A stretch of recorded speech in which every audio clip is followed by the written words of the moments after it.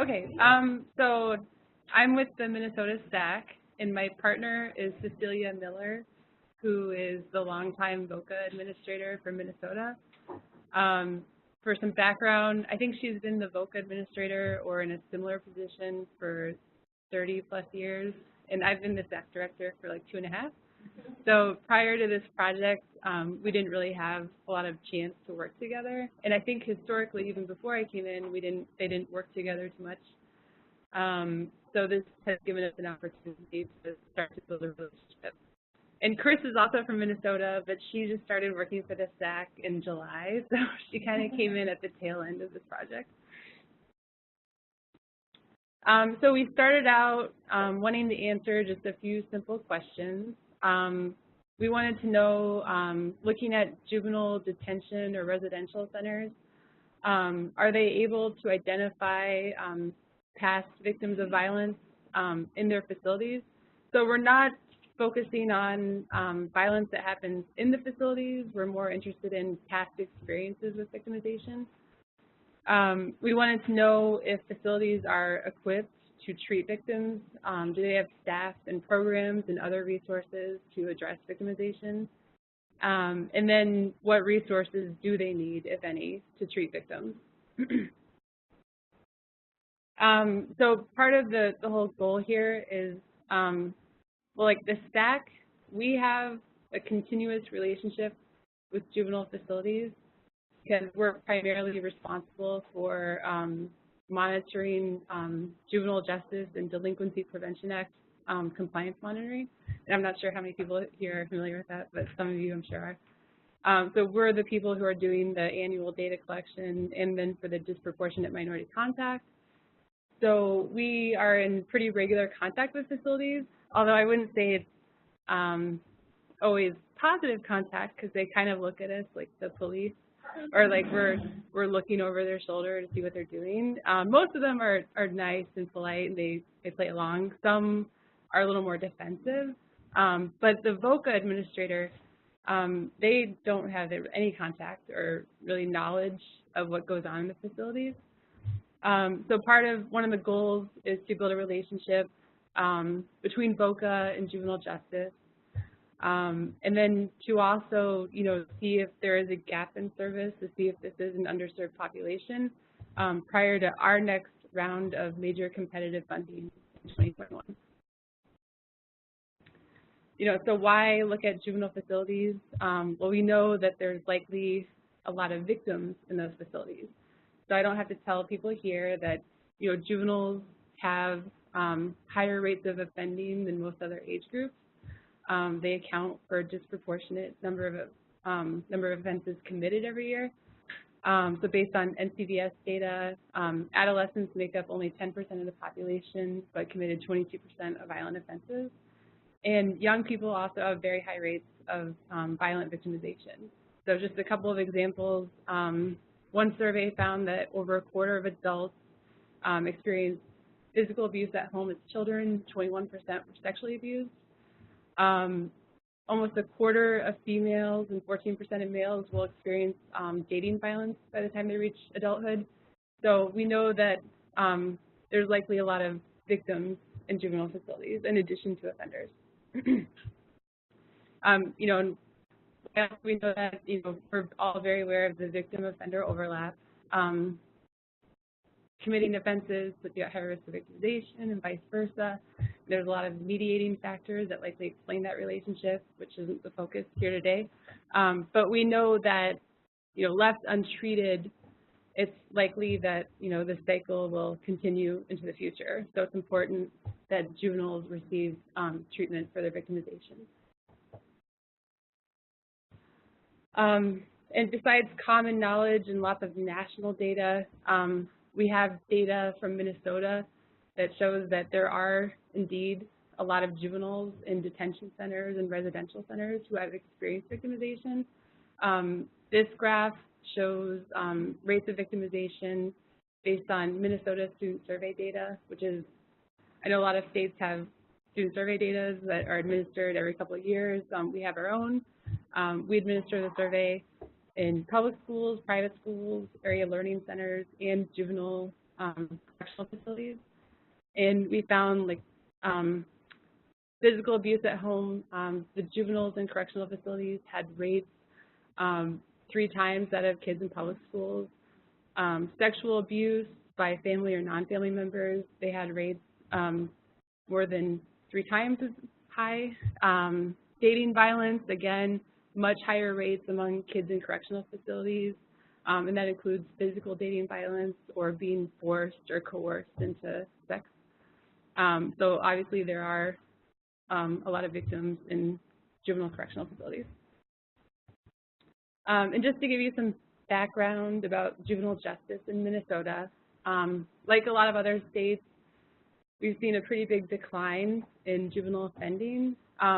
And not just juvenile offending, but probably also juvenile involvement in the system. So police are arresting fewer juveniles for offenses that they used to arrest for, like status offenses or prostitution, for example. So about 19,000 juveniles are arrested every year. Some fraction of those, about 13,000, are petitioned or charged in juvenile court. About 7,800 are detained at some point in that case processing. So they're held in a jail or a juvenile facility. About over 3,000 are found guilty or have delinquent findings.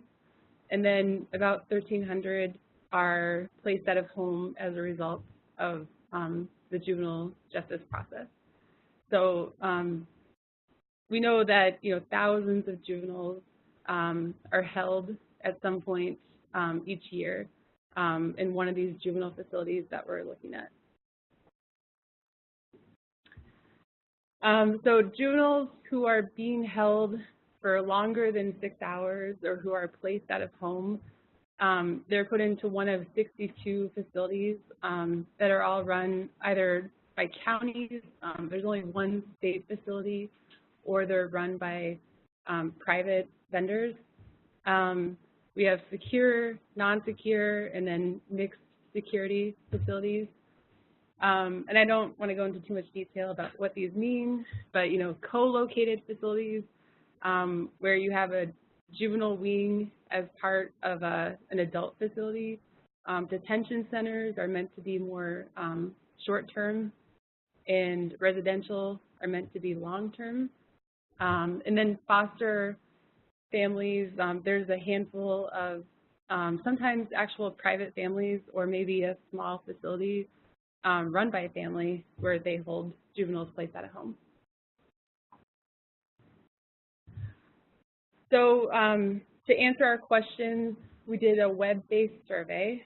Prior to the web-based survey, we did mail out a regular snail mail letter to facilities, just because I know I'm suspicious of links I get in my email, so we suspected that they might be as well.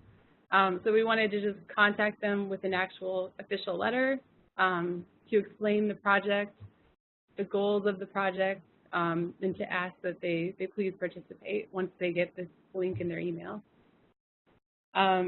So we mailed out the survey. We tried to keep it really short, so just 13 questions, but 42 different items. And it followed this format, just what's your intake process like? Do you use screening instruments or anything like that?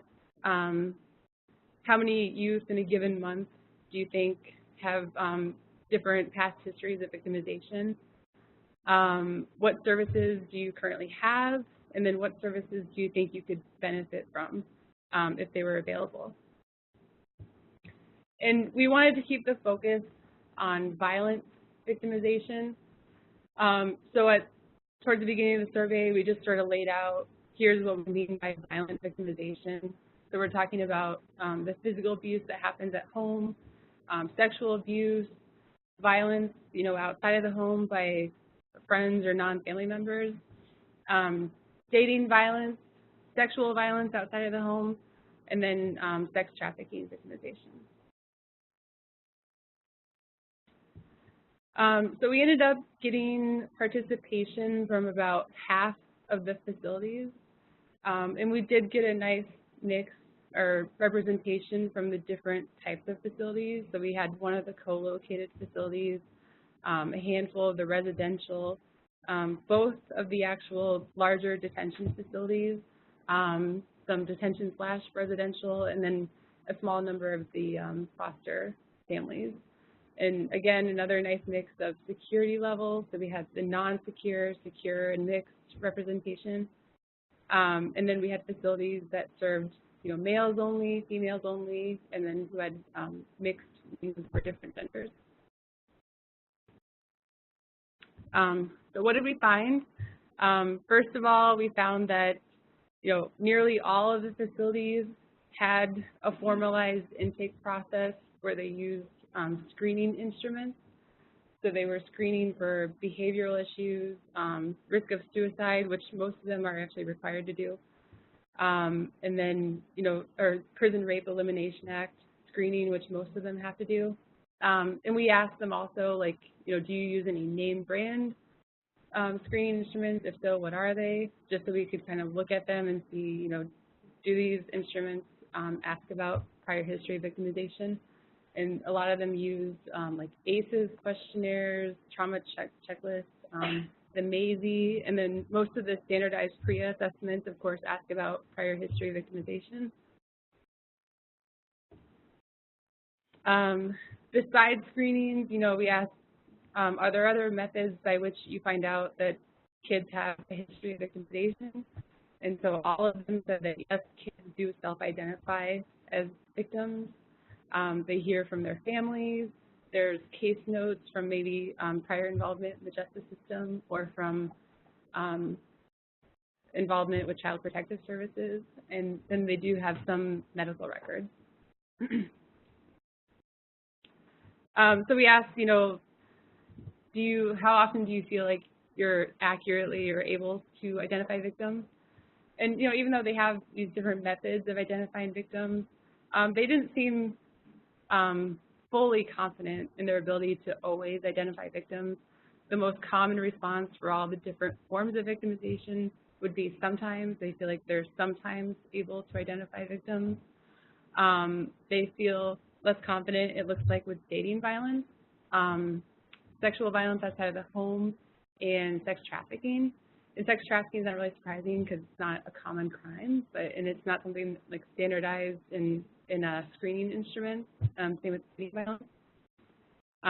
So they're not fully confident in their ability to accurately recognize victims. We asked, in a given month, what percentage would you say are victims of physical abuse at home, sexual violence, et cetera? So the most commonly encountered type of victimization experience, we found physical abuse at home, followed closely by street violence. And the least commonly encountered types of victims were sex trafficking, no big surprise, and sexual violence, which actually is a surprise, because if you look at other data, it looks like there are a large number of young people affected by sexual violence. So I'm not really sure. That's what it seems like. Yeah, they're not. It's not that they're not there. It's just that they don't think they're there, which seems wrong. Yes. So, once you do identify a victim of violence, what actions do you take is what we ask them. So, of course, almost everybody ensure their immediate safety, so ensure that they're not still exposed to whoever is victimizing them.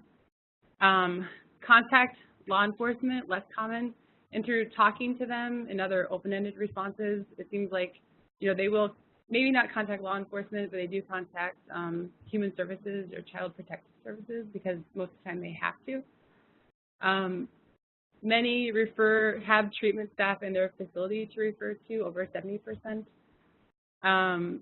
Refer to a treatment program in the facility seems less common, and from talking to them, it seems like there aren't a lot of programs, which is why they don't often refer. And then same with referring to programs or providers outside of the facility, a little bit less common. So for all the different types of victimization, we asked whether they agree or disagree that first, do you have adequate resources within your facility? And then do you have adequate resources at some community-based provider in your area? And overwhelmingly, they did seem to agree or strongly agree that they do have some resources in their facility, and they do have resources, even more so they agreed, outside of their facility. So they do have some places to go to. And then finally, and maybe most importantly, we asked, what do you think you need to more adequately serve victims of violence? And of course, over 75% thought that they need more training or education for their staff. Of course, many think that they need more funding, which is what we would probably expect. Many need more treatment providers or programs in their community. They would like more coordination with treatment providers in their community. And then, to a certain extent, having more staff and more technical assistance. We also had an option for no, I don't need anything because I don't have any victims, or no, I don't need anything, I have everything I already need. And of course, nobody checked that. But we felt like we had to add that as an option, but nobody said that. So all taken together, it seems like facilities are fairly confident in their ability to identify victims, and of course, they do feel like they're often encountering victims. Most of them feel like they do have resources, but in the question we asked about adequate resources, which is kind of a low bar to clear, but they do feel like they do have at least adequate resources. And, they feel like they could use more training, funding, and treatment providers. So when we asked for their participation, we promised ideas, at least. So we've been thinking about what could we offer them. So in Hennepin County, our largest county, they've been trying to get their facilities to do trauma-informed care self-assessments. So doing an organizational assessment to see how knowledgeable staff are about the effects of trauma and what resources they have to treat trauma, which is not necessarily victimization, but could treat victimization. Our office, the Office of Justice Programs, we put on the Victim Service Training Academy every year. We have a large conference every year with lots of workshops. And it seems like juvenile facilities are not really included in those trainings, so we should maybe make more of an effort to invite them or include them in those trainings. Some of our counties, more rural counties, have been trying crossover youth programs, so having child protective services and juvenile probation agents work together on cases to see, okay, does this kid, should they be in detention, or do they need more treatment or some other service? So maybe we could work with our Juvenile Justice Advisory Committee to expand those pilot programs. Since, we fund a lot of the victim service programs in the community, we have the ability to make sure that those programs are aware that there might be need in juvenile facilities. Because some of them already do provide services to juvenile facilities, but we could try to make sure that more of them are aware and ensure that on the other side that juvenile facilities are aware of what's in their community. And then finally, we could look at, with VOCA funding, seeing if there are service providers that could bring programs into facilities. We know from OJJDP's model program guide, there are lots of programs that are effective that don't appear to currently be in our facilities. And it's not reasonable to have full-time staff in every facility to do these programs. But if we could have someone to bring those programs into multiple facilities, maybe that's an option for future VOCA funding. And like I mentioned before, this program or this project has kind of inspired more of a statewide victim needs assessment. So we realized juveniles are in our blind spot. Who else is in our blind spot? So before our next major competitive round of VOCA funding, we want to complete a needs assessment to see what are the other underserved populations or gaps in services or barriers to service. That's it. All right, thank you. Thank you. Two very different projects. Do you have questions for Maine or Minnesota? Maine on the taking the lid off for the first time today? I have a question for Maine. I'm sorry if you guys mentioned this, but do the users of the database have the ability to download their own data? Do they do that? Or, if they do that, do they, have the capacity to be able to really look at it? Or do you find that they're doing that at all? They have the ability to do a lot.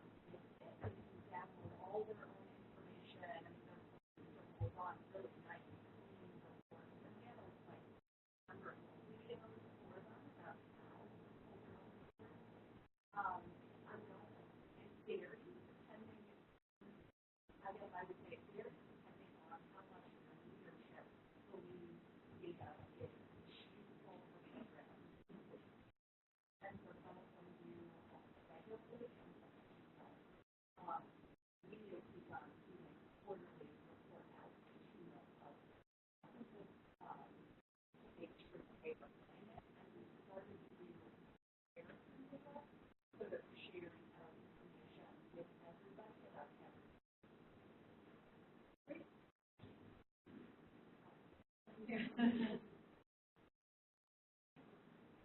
All right. I was wondering, you mentioned that now people have to actively choose unknown. Is there also another option that people can kind of, if they look at the categories and they're like, none of these categories fit, so it's not that I don't know something, but I just have no way of reporting it.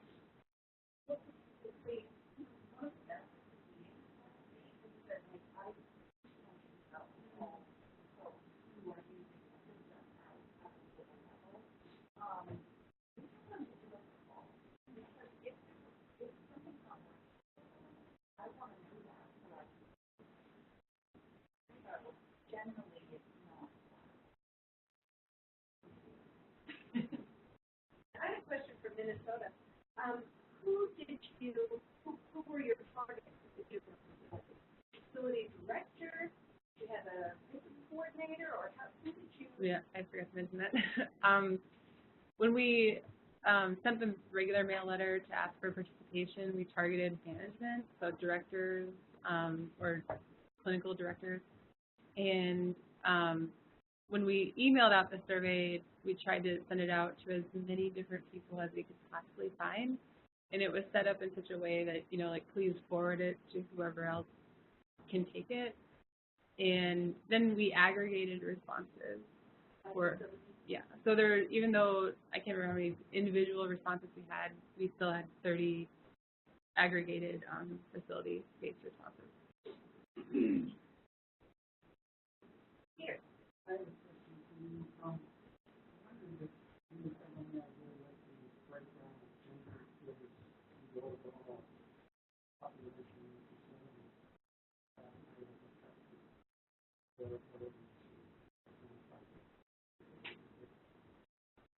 I have that somewhere.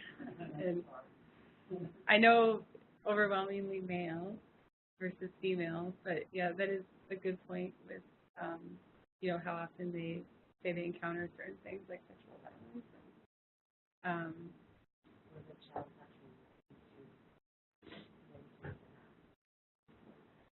Yeah, that's true. Yeah, that's what I was when it, why, there's no way they're not encountering victims of sexual violence. It's more likely that for the same reasons they don't report elsewhere, they aren't reporting in facilities. All right, great. Thank you very much.